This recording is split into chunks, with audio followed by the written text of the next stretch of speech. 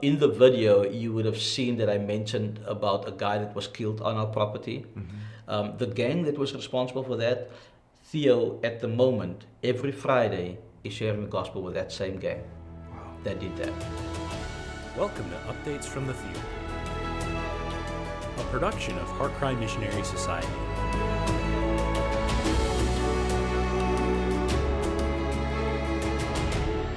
Welcome to another update from the field. I'm here today with Mario Manaville from Bellevue South in Cape Town, South Africa. And we have worked with this dear brother for many, many years. And we have seen God do some amazing things, and that's why he's here today to tell us about it. So, brother, tell me a little bit about the work. Well, Bellevue South in Cape Town. So, as you know, it's a rough neighborhood that we are in. Gangsterism, prostitution, drug dealing, a lot of domestic violence, those kind of things. But in the midst of all that, the Lord has planted a biblical church and has done some good work through the gospel being preached in the streets of Bellevue South. Amen. And from door to door. Amen. Now, recently, I think we made a film here. Great Mercy. How has that impacted the ministry? Wow. That has impacted our ministry in a big way. Now, the people of Bellevue South, not necessarily, they might not see the video, but a lot of churches from outside of Bellevue South have seen the video. A lot have given a lot of messages, sent me a lot of messages, emails, Facebook, all those kind of things, and just praying for our church. And recently we had a lot of visitors coming. One of those visitors was an entire church. So, Wow. so it's a new church, church plant in Stellenbosch area, and all of them, about 30 people that came to visit our church, and we had a church was packed with people. What do the people in the church think about it? So yeah, everybody's excited. Yeah. And if you know anything about our church members, they're all over it, you know. Yeah. So it was just good to welcome these brothers and sisters into our church, and to see them come from a nice suburban area to our rough neighborhood to come to our church. That was a tremendous blessing that they would do that. And was, even though maybe only a few may stay, because it's easy to visit but difficult to stay, the amount of prayer that it will probably promote. A lot of prayer. So, in fact, one of the pastors are in constant contact with me. Their church are praying constantly for me, for our church. And not just in our neighborhood, I mean, all over the world.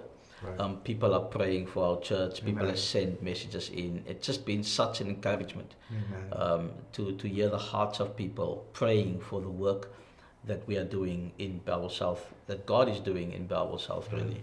Well, I worry about you quite a bit, and here's why. I know that in your type of ministry, there are no regular hours. Yeah. You're living in a place that in some ways is like a war zone. People may knock on your house at 2 or 3 in the morning, and burnout is a real possibility. And so the need for prayer is great. Yes, the need for prayer is great, and my wife will tell you amen to that. Yeah, maybe we should have her here right now. Let me ask you, as a minister, but also as a man, do you really think you could make it without her? No ways. There's no way I can make it without my wife. And me sitting here is because of my wife. Let me just say, the day of my flight, my wife went to hospital. And I wanted to cancel and stay, and she would not let me cancel and stay because the work is bigger than us. And so my wife is a very godly woman. I like to tell people she's much more godly than me. So I'm thankful for the Lord for a strong wife. Amen. Now tell me about the pastoral intern, the training program. Yeah, this is exciting. So we are planning to plant an Afrikaans church in Bellevue South, and you would have known or heard about the story of Theo and recently Cohen. And we are thankful to HeartCry for supporting I've those heard men. about it, but tell everyone else just a little bit about Theo and Cohen. So Theo used to be a gang leader, He used to smuggle drugs, make his own drugs, and sell it. Just a notorious gangster whom the Lord has saved, and whom the church, who been discipled into the church actually through our pastor seminars. He came and then later on was joined the church and just been discipled through the church and became a deacon in the church, and he's the guy that's evangelizing in our community now.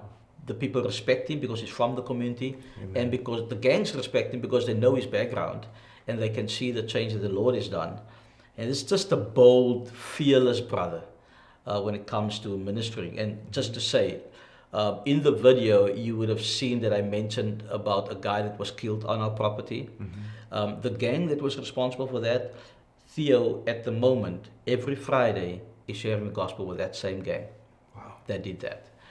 So that's Theo. And Cohen? Cohen is another brother, also have a gang related background, used to be on drugs and all that, but was very heavy in the Pentecostal movement.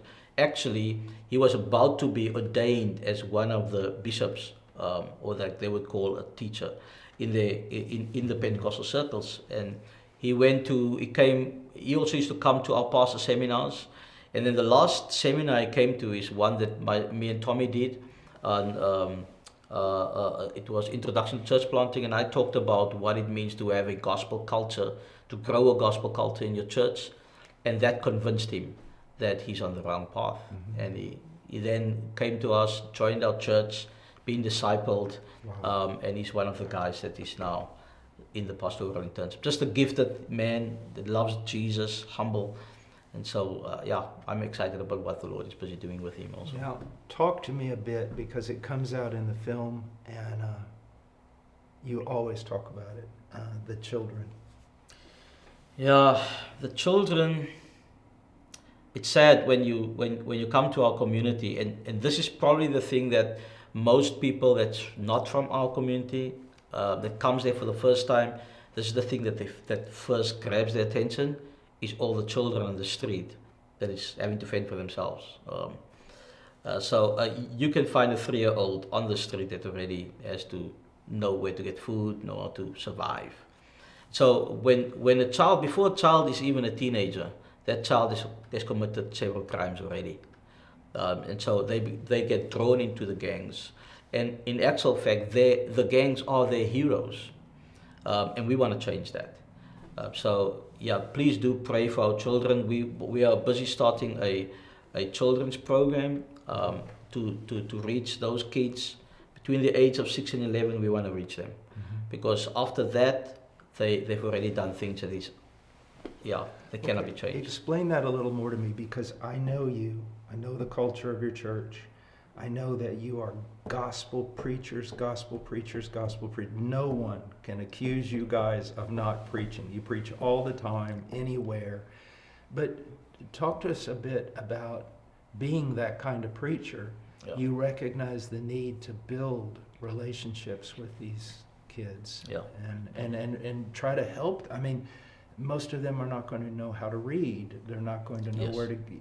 So talk to me about that. So a lot of kids that are not going to school, we want to get them in school. Right. But we don't want a worldly guy to do that. Right. We want a Christian to do that loves Jesus, where he makes much of Jesus and what Jesus has done in everything that he does.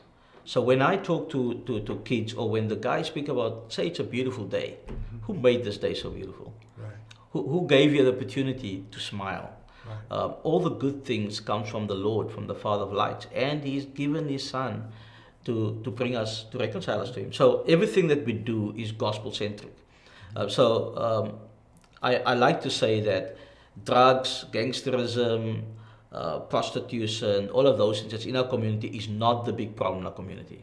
The big problem in our community is a lack of gospel preaching and gospel churches. And so the gospel goes through everything that we do. So reaching these kids is not just to have some social program to get them out of trouble, because they're going to have to go back to those troubles. Right.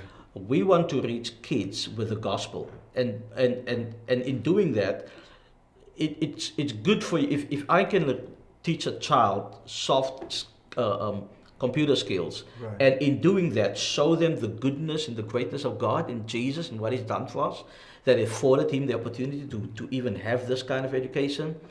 I want them to have different heroes. I want them to see this Jesus we're talking about in the life of the person that's teaching them.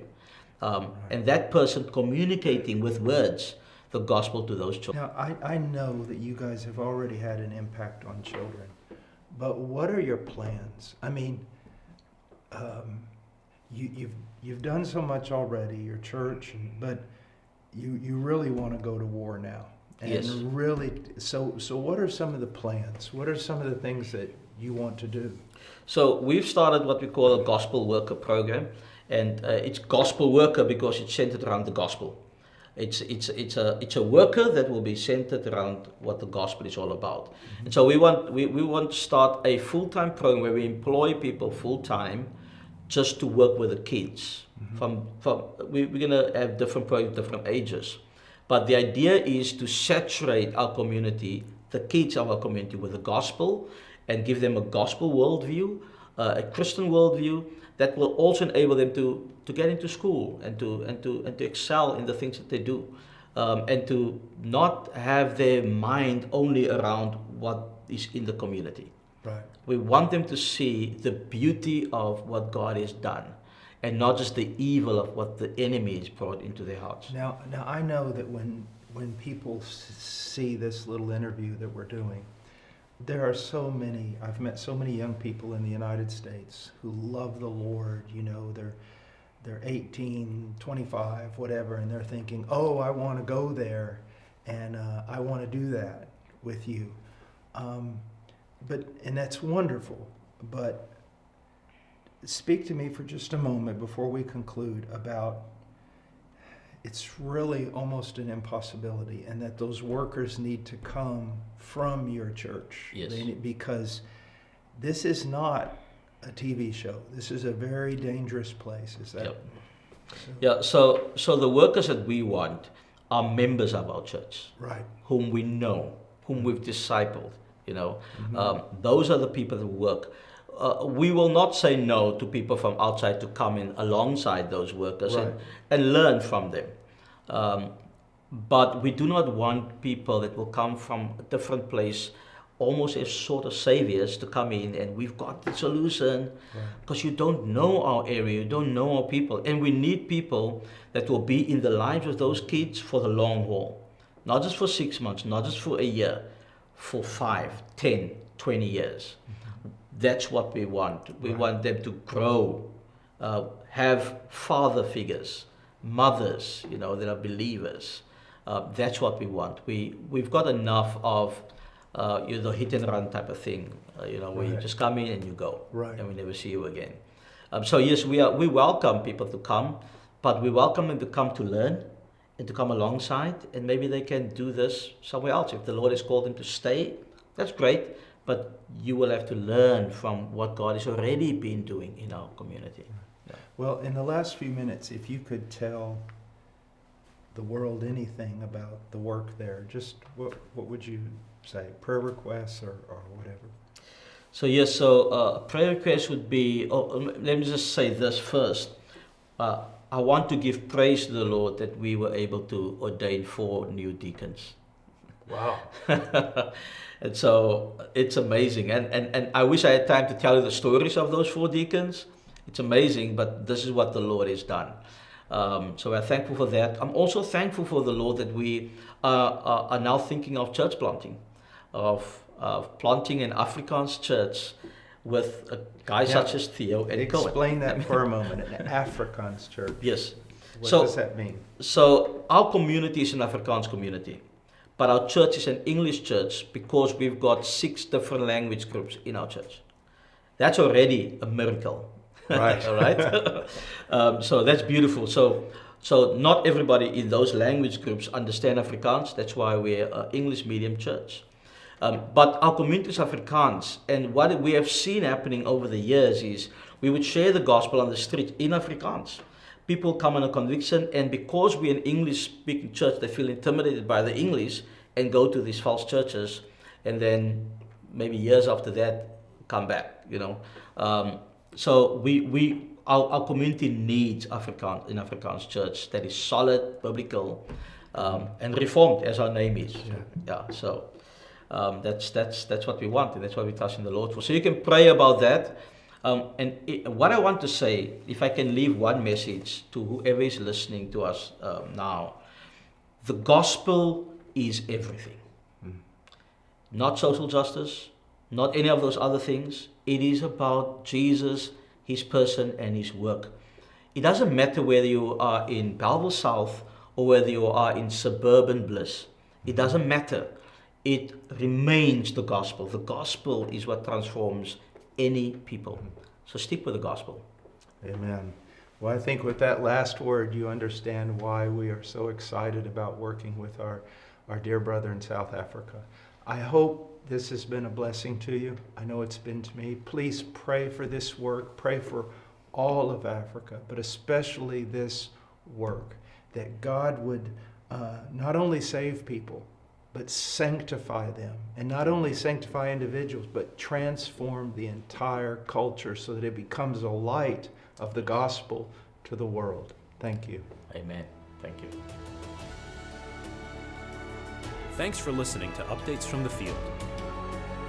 To learn more about HeartCry and to view our other productions, visit heartcrymissionary.com.